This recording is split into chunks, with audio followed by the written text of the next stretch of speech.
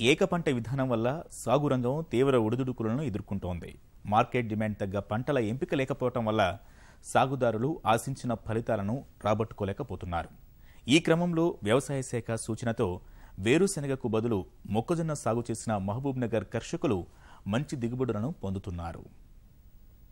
ఎంత కష్టించి పనిచేశామన్నది ముఖ్యం కాదు, డిమాండ్ను బట్టి పంటలను ఎంపిక చేసుకోవటమే కీలకమంటున్నారు వ్యవసాయాధికారులు. ఈ నేపథ్యంలో అధికారుల సలహాలు, సూచనలను పక్కాగా ఆచరిస్తూ పాలమూరు జిల్లా రైతులు పంట మార్పిడిని చేసుకున్నారు. ఏటా యాసంగిలో వేరుశెనగ సాగు చేసే గండీడ్ మండలం వెంకటరెడ్డిపల్లి రైతులు మొక్కజొన్నను సాగు చేస్తూ ఖర్చులను తగ్గించుకున్నారు. కొన్నేళ్లుగా వేరుశెనగ సాగులో తగ్గిన దిగుబడులు, అంతుచిక్కని తెగుళ్లు కర్షకులకు తీవ్ర అప్పులనే మిగిల్చాయి. దీంతో సాగుపై ఆశలు బదిలేసుకున్న వెంకటరెడ్డిపల్లి గ్రామ రైతులు వ్యవసాయ శాఖ సూచనలతో మొక్కజొన్న సాగును ఎంచుకుని ఆశించిన లాభాల వైపు అడుగులేస్తున్నారు. కేవలం ఎకరాకు 10,000 ఖర్చుతో 35 నుంచి 40 క్వింటాళ్ల దిగుబడులు ఖాయమని అన్నదాతలు ఆశాభావం వ్యక్తం చేస్తున్నారు.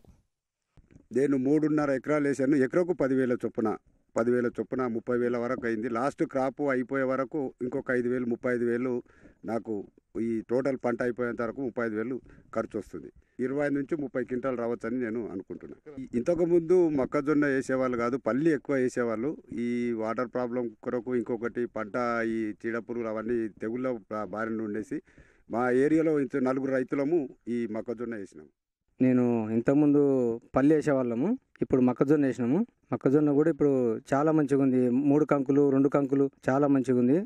దిగుబడి కూడా ఒక 30-35 క్వింటాల వరకు ఎకరాకు వచ్చే అవకాశాలు కూడా ఉన్నాయి. 10,000 పెట్టినాం, ఏం పెద్దగా పెట్టలేదు. పల్లికి అయితే చాలా పెట్టేవాళ్ళం, చాలా నష్టపోయినాం. ఇప్పటి వరకు కూడా చాలా నష్టపోయినాం పల్లికి.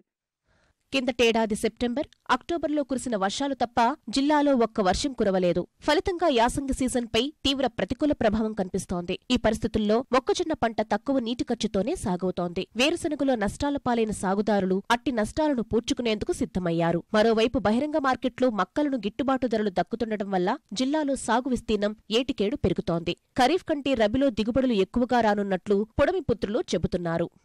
పల్లికి తెగులు వల్ల అదే ఖర్చు ఎక్కువ, లాగోడి ఖర్చులు ఎక్కువ అయినందువల్ల మేము దాన్ని బంద్ చేసుకొని మా వ్యవసాయ శాఖ వారి సలహా మేరకు మక్క సాగు చేయడం జరిగింది. మేము ఒక 5-6 మంది రైతులం కలిసి ఈ ఒక 10 ఎకరాల వరకు మక్క సాగు చేసినాము. మేము దీనికి ఖర్చు చాలా తక్కువనే పెట్టినాము.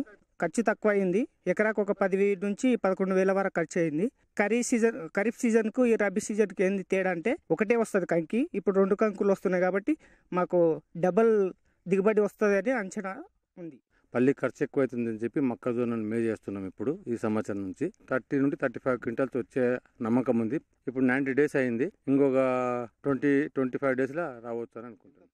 సాగు సరళి మార్పుకై జిల్లా వ్యవసాయ శాఖ పలు సదస్సుల ద్వారా రైతులను చైతన్యపరుస్తోంది. మార్కెట్లో డిమాండ్ ఉన్న పంటల వైపు దృష్టి సారించాలని అధికారులు సూచిస్తున్నారు. ప్రభుత్వ మద్దతు ధర గిట్టుబాటవుతున్న నేపథ్యంలో మొక్కజొన్న సాగు రైతులను కష్టాల నుంచి గట్టెక్కించనుందని అధికారులు ఆశిస్తున్నారు.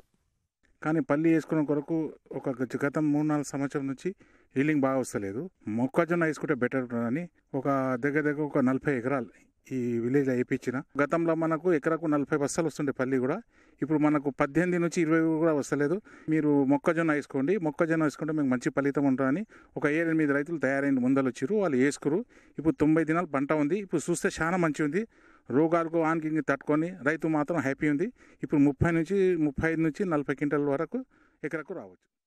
ఏకపంట సాగు విధానం నుంచి రైతులు బయటపడాలని వ్యవసాయ శాఖ సూచిస్తోంది. తక్కువ నీటి ఖర్చుతో సాగయ్యే పంటల ఎంపికే మేలని అధికారులు సూచిస్తున్నారు.